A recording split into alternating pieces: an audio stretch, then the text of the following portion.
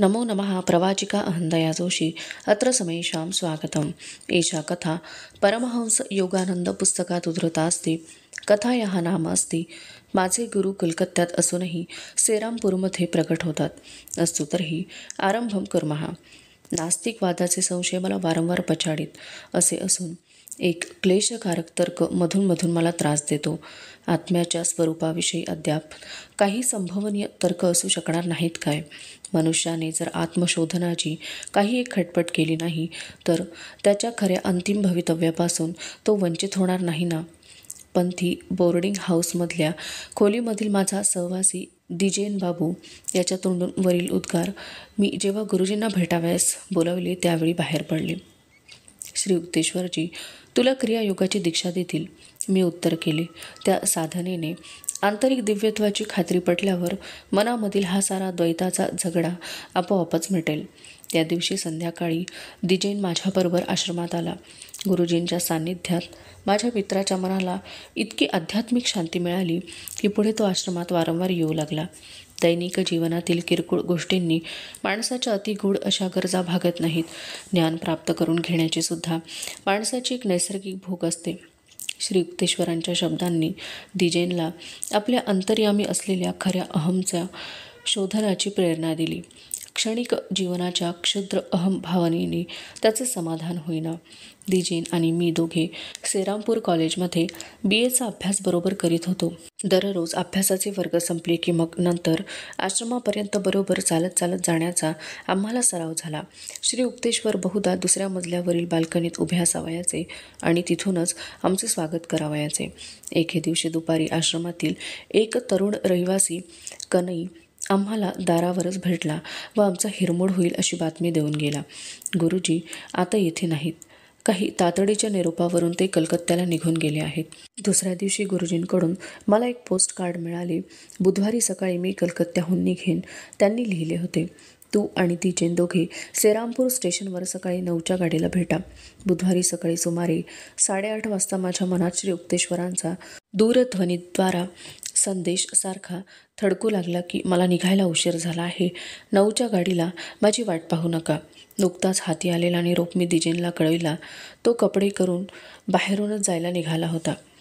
तू आणि तुझी अंतस्फूर्ती। माझ्या मित्राच्या आवाजात तिरस्काराची कड आली होती।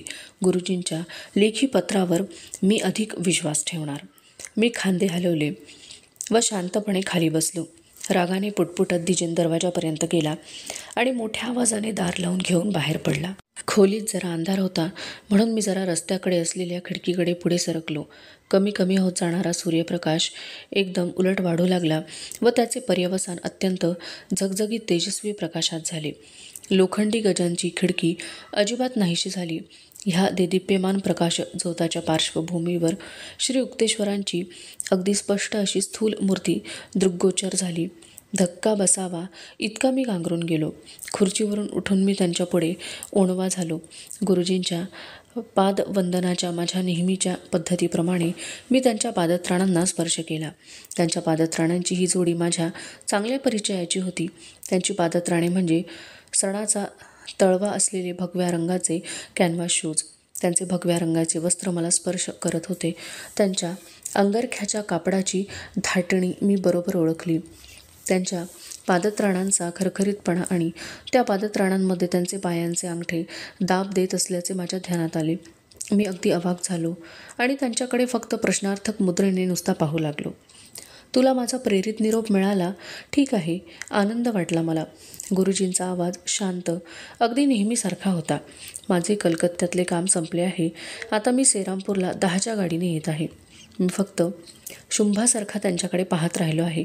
हे पाहून श्री युक्तेश्वर बोलू लागले, हे काही माझे भूत नाही, रक्तमांसाचा हा माझा खराखुरा देह आहे। पृथ्वीवर ज्याचा अनुभव क्वचितच मिळू शकतो असा हा अनुभव तुला घडवून आणण्यास मला परमेश्वराने आज्ञा केली आहे। मला स्टेशनवर भेट। दिजेनला आणि तुला मी तुमच्याकडे येताना दिसेन।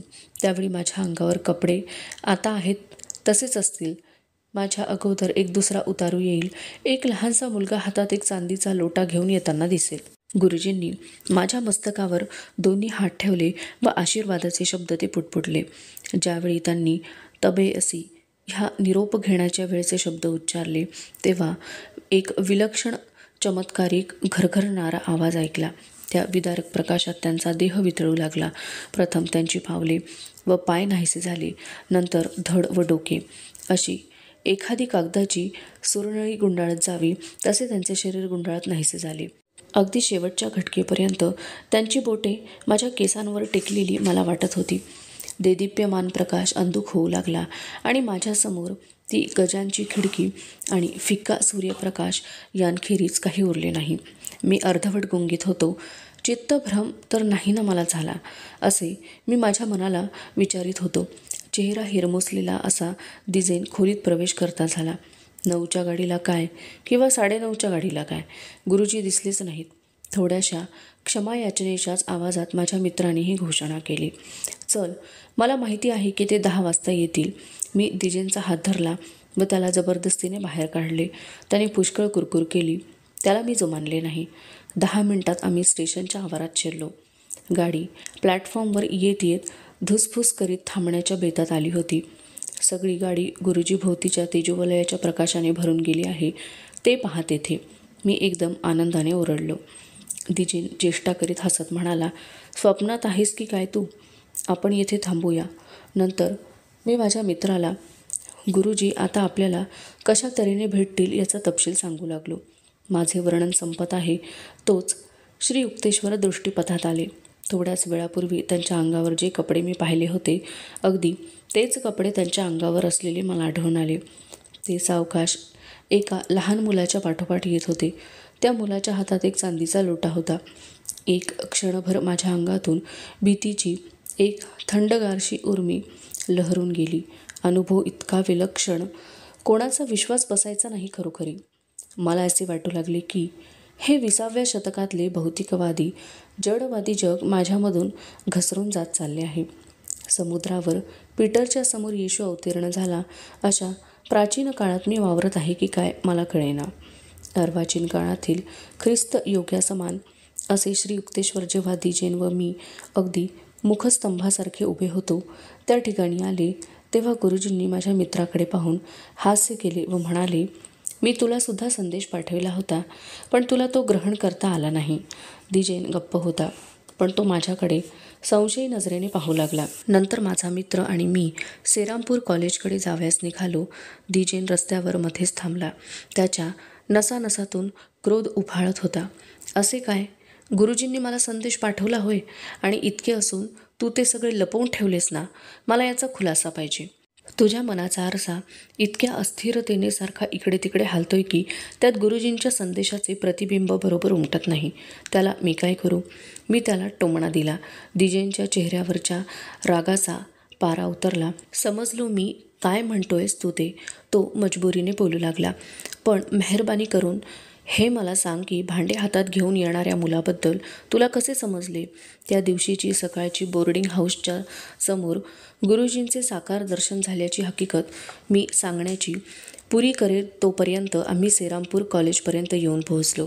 दिजेन म्हणाला, आपल्या गुरुजींच्या यौगिक सामर्थ्याची जी हकीकत मी आता ऐकून घेतली त्यावरून मला आता असे वाटू लागले आहे की जगातील कोणतेही विश्वविद्यालय म्हणजे केवळ एक बालमंदिरच, किंडरगार्डनच आहे.